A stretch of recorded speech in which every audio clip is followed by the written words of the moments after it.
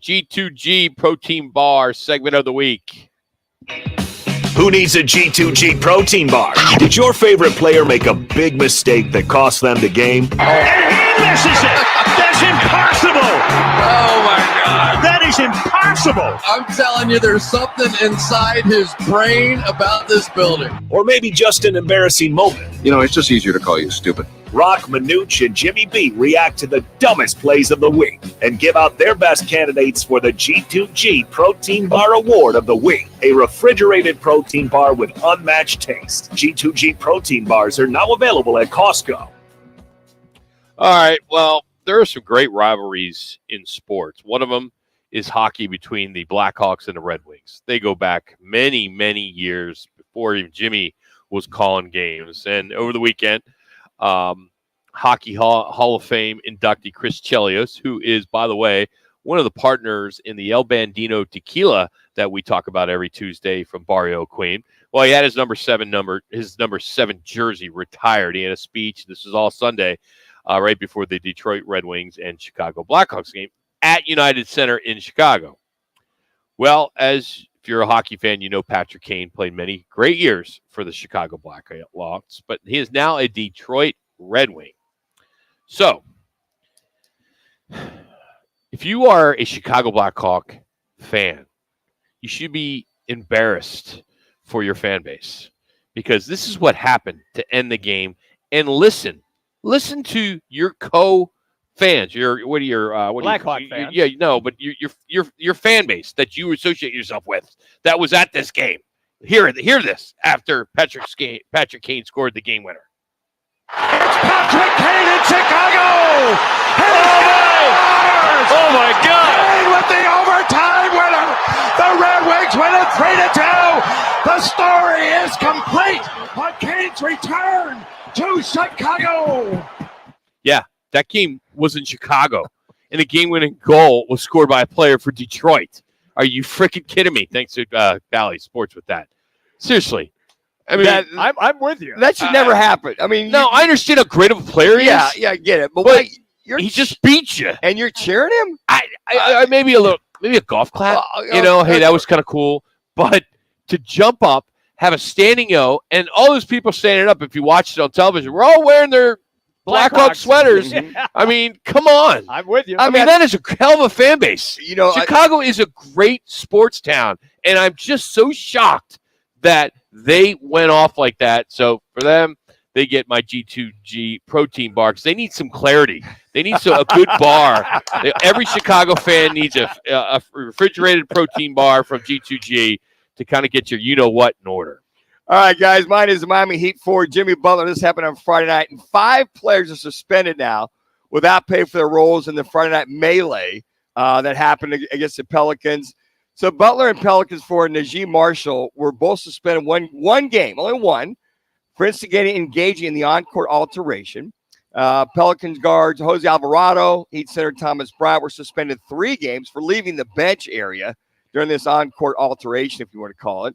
And then Miami forward Nikola Jovic was also suspended 1 game for leaving the bench. Now, this all happened. You got Zion Williamson stealing the ball from Butler, goes up for the layup, and then forward Kevin Lowe kind of wraps him up. You watch this. He kind of wraps him up and kind of, I don't know if he threw him down or kind of held him, but he says, hey, look, I was just kind of preventing him from falling. So all of a sudden, Butler and Marshall get into it. Marshall grabs his neck. Then you got Butler coming at him, and then Butler, Marshall, Alvarado, and Bryant were ejected. Love, who's right there, was assessed a common foul. Guys, what the hell are you guys doing? Number one, you shouldn't have any punches coming off out there on a court ever. And it's also amazing to me the guys that came off the bench got more game suspension than the guys who are actually involved in the melee. So right there, I think both teams and those involved need to get a little more, get the G2G bar going strong, and just keep your poise in that kind of a scenario, that kind of situation. Because at that point, if you get kicked out, one guy may you lose the game, lose this. You got to keep your heads about you. Cannot have that kind of a melee in a National Basketball Association. Lucky nobody got hurt in this bad boy.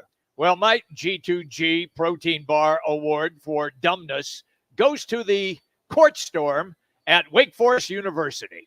Look, I get 19-year-olds are all hopped up. You're playing Duke. The security in the building was dreadful. They had like 6 guys that weighed about 118 pounds trying to stop 1,000, maybe 2,000 kids running onto the court. It doesn't work like that. Wake Forest upsets Duke. Kyle Filipowski is the leading scorer rebounder for Duke. He's at the center of the court trying to get off. They come out of the stands, run over Filipowski. He injures his knee and had to be helped off the court 3. while the kids just went crazy. I've never been a fan of court storming. I understand it. I get the excitement, but that's why you have, particularly when you're playing a monster game like that Duke game, you would have like 10 times the size security down on the court to stop that. Remember I said earlier, I wasn't a big fan of the handshake line either. So you get rid of the handshake line and you do it prior to the game. And then what you do is you have security run out onto the court if players are out on the court and get the opposition team off to the side and back underneath where it is safe. I can remember Reggie Jackson just pounding fans at Yankee Stadium trying to get off the field after they won the World Series. Larry Bird running over fans and knocking 2 fans out trying to get off the court at the old Boston Garden. Those are just 2 examples. I'm not a fan of the court storm or even the field rush as well. Yeah, they mentioned that that might be the better bet to rope it off, allow the opposing team to get off the court, how that situation they get off, and then they can court storm all they want because the fines obviously are working. But it's interesting how he got hurt. A guy ran by him. He kicked the guy's leg. His foot stuck, and then the other kid fell. Yeah. He falls. And then Caitlin Clark, she got hammered the other day. Oh, we're back to Caitlin Clark. Yeah, in that loss. And that guy ran right into her. She went down like a shot, like she got tackled at the 5-yard line. But I don't know what they can do from that. Excuse me. We're going to dive into this a little bit later and really break down some ideas on how this can be stopped, because there are a couple ideas that have kind of surfaced over the last 24 hours that I think we should talk about. Just as a tease, it's one of those things where it's easy to do if you're up by 10 and you got a minute left and you're on verge to win. Like the Wildcats, your Wildcats and Kansas this year, head coach basically got on the microphone and said, hey, don't rush the court, and they did, and it worked. Now, you can't do that all the time if it's a buzzer beater, right? You just